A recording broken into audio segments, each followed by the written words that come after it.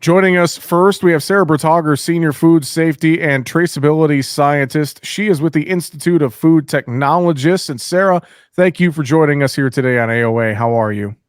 I'm great. Thanks so much for having me. And then also joining us, he is the Executive Director of the Dairy Grazing Apprenticeship and a dairy farmer based in Wisconsin. Joe Tamandel is with us. Joe, thank you for joining us today. How are you? I'm doing great, Jesse. Thanks for having us. All right, so for starters, and Joe, maybe you could take this first. Could you tell us a little more about the Dairy Grazing Apprenticeship? What exactly is the DGA? Sure. Dairy Grazing Apprenticeship got started about 2010 in Wisconsin, and we basically built it to train kind of some the next generation of dairy farmers in managed grazing dairy, utilizing that management system. So we realized that this was a practice that was real hard to teach in the classroom, but if we took a look at the guilds and took a chapter out of their playbook and utilized experiential learning through, paid on-the-job training and related instruction, that seemed like a decent educational pathway. So we created a registered apprenticeship, started in Wisconsin. It was interesting to find out as we got going with it. We worked with the Department of Workforce Development, and we were the first registered apprenticeship in agriculture in the nation, which was interesting. The apprenticeship became 2 years, 4,000 hours, 3,700 hours of on-the-job training, and 300 hours of basic classroom type of instruction. The apprenticeship had then, in about 2015, expanded into other states, and we registered with the Federal Department of Labor. And now we're in 15 different states. And as a result, we have well over 200 farmers that have been identified as mentor or training dairies.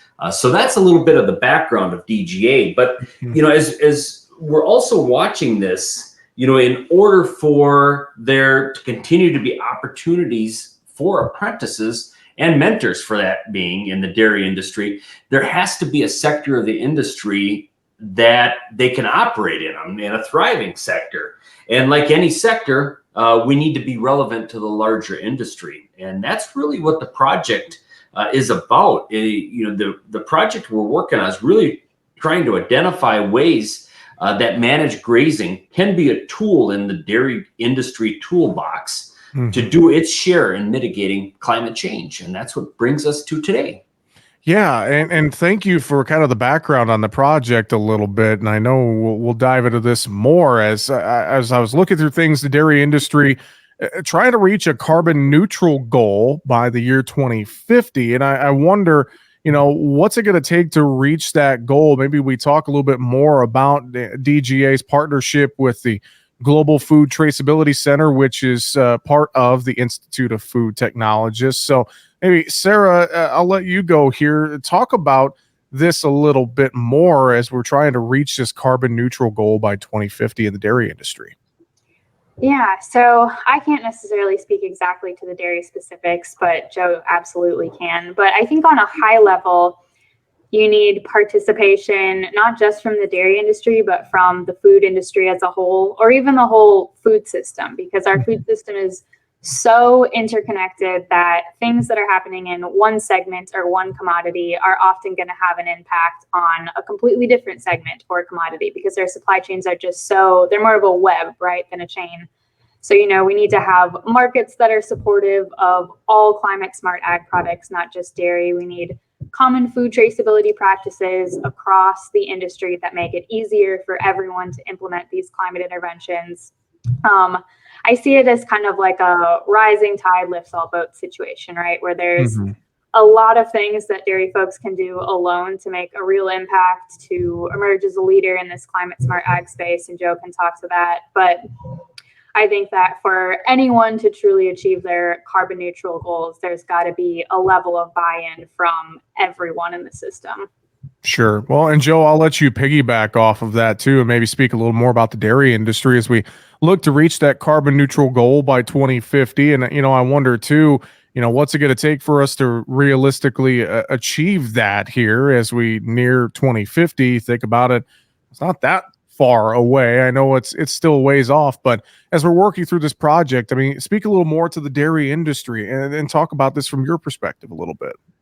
No, thanks. And I agree. 2050 isn't that far away. And as we all get a little bit older, we realize how quick time goes. But yes, the dairy industry can reach its carbon neutral goals. I mean, when you look at the innovation and the people that are in this dairy industry and where they brought us to today, and just compare it to where it was 50 years ago, 25 years ago, or even 5 years ago, and the amount of technology that has been bolstered and put in behind the industry, we can absolutely make it. I think it, and as Sarah had talked about, it's a lot has to do with cooperation. It has to do with actually measuring and verifying, within our supply chains and within our markets, and then basically building off of the technologies and the products and the practices that we're working on now. And we can definitely get there. The other reality is, I think as an industry, we need to continue to be fearless about what the solutions can be, and integrate all solutions, within it as a whole, because that's what's really going to bring us to that net zero. And the other reality is that we need to be looking there, whether or not us as dairy farmers think that this is something that's important or not. I think most do. But even if you don't, the reality is that our consumers, and not just the retail consumers, but the boardrooms and the supply chain that we're selling to, this is a real thing, and they're looking at this. And if we want to look even beyond our borders and become, even relevant in the global food supply, this is a spot where we need to be, and we need to be able to verify what our contribution is to climate. Mm-hmm, mm-hmm. Sarah, I'll throw this back to you here to talk a little bit about some of the traceability standards. I know we're looking to create some dairy-focused ones, wondering how similar these could be to other standards already in place in the food industry. Could you talk about that a little bit for us? Yeah, of course. So Joe mentioned the importance of measurement and verification, and that's really where traceability comes into play. Because in order for farmers to get credit for their climate smart practices, or for retailers to quantify their scope 3 emissions, or for any of us to really do any kind of tracking, there has to be accurate data that's following a product through the supply chain, which is traceability. So our goal is to create a dairy-focused traceability standard that will lower the cost and the learning curve for industry stakeholders. Because most organizations right now across the food industry have some type of traceability practice, but there isn't necessarily a standardized practice. So you've got organizations collecting different pieces of data at different times in different formats. Their computer systems might talk in different ways. It's kind of like if everyone is talking about the same topic, but they're all speaking a different language. And so translating 100 different languages or more so that you can interact with your customers or suppliers gets to be really labor intensive, and it can be really costly. So what we're planning to do with this standard is to provide kind of a common language for traceability for all the people within the dairy supply chain. And it'll tell folks what data needs to be collected, when it needs to be collected, how it should be formatted, and how it should be communicated, so that regardless of where you sit in the supply chain, what tech you're using, there will be a common practice that works for everyone. And it'll be pretty similar, or rather an extension of some existing standards. We'll be basing it off of the GS1 standards. Not everyone is familiar with GS1, but most people have interacted with them by way of barcodes. GS1 is essentially our central authority on barcodes. So we have to have a central authority for those, so that when you go to scan a carton of milk at Walmart, it's not going to ring up as an iPhone, right? Like somebody has to make sure that two people aren't using the same barcodes, and that's what they do. But they also do a lot more than barcoding. They create and maintain standards for data capturing and data sharing that are pretty widely used throughout the industry. And they've made them so that they can be expanded or customized for specific products. So that's what we're going to do here with dairy. Okay, great thoughts there, Sarah, and great explanation on that. Joe, I'll bring this back to you a little bit. Thinking about just the project as a whole as we move forward, and working through different climate smart ag programs and things like that. And obviously just a great project you guys are working on here. How could dairy farmers not only take part, but stay up to date and and learn more about what you guys are doing? Maybe you could talk about that a little bit in terms of the project overall, Joe. Sure. So what our project is trying to do is we're basically working off of a grass management tool. So these are for the real intensive grazers. So there's a tool out of the University of Missouri called Paddock Track. And it utilizes basically it's a sonar to measure the grass in your field. And then it talks to the GPS on your phone. So you can give her through the field on a four-wheeler and this sonar will measure the grass. It takes about 50 measurements per second. It knows what field it's in. And then it'll upload all of that data basically to a chart that shows you your grazing wedge or how much grass is ahead of you in each field. You can make management decisions from that as a managed grazer. Do we decrease stocking rates, increase stocking rates, drop a field for harvest?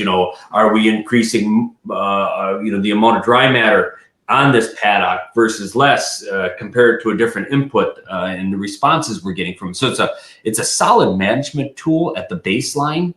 What we're also then trying to do, because of its high level of accuracy on measuring and the impact and the correlation of density of grass and the root structure and how much carbon is retained or sequestered, as well as the permanence of that grass, we're taking that measurement from that paddock track and we're correlating that to our climate or basically to our carbon retention or sequestration potential. So when we look at this as farmers, or anytime we look at any of these traceability things or another standard coming out, we're always like, okay, how much more paperwork is it going to take? What else is it going to take to verify what I'm doing? The idea was that with this is that we're taking an actual management tool that we utilize on our farm anyway to become better grass managers. And that same tool is also kicking out our climate impact, particularly our carbon impact. For this grant. So this is really what the next, several years are that we're going to be working on, is to, put all these pieces together and try to, at the gate, at the farm gate for the farmers, not only identify how much grass they have and help manage their farm better, but help them identify their climate profile. All right. Great stuff. Before we wrap it up and run out of time today, want to make sure we haven't missed anything. Any final thoughts from either of you? Sarah, I'll let you start first. Any final thoughts from you? I think my final thought, I just want to reiterate what Joe said about being fearless as we look to these solutions. I think as we're looking at climate solutions, people tend to get caught up in what's going to change or what we're going to lose, but there's always something to gain. So just kind of going in with that fearless mindset of, okay, things are going to be different, but eventually they're going to get better as they need to. All right, Joe, final thoughts from you?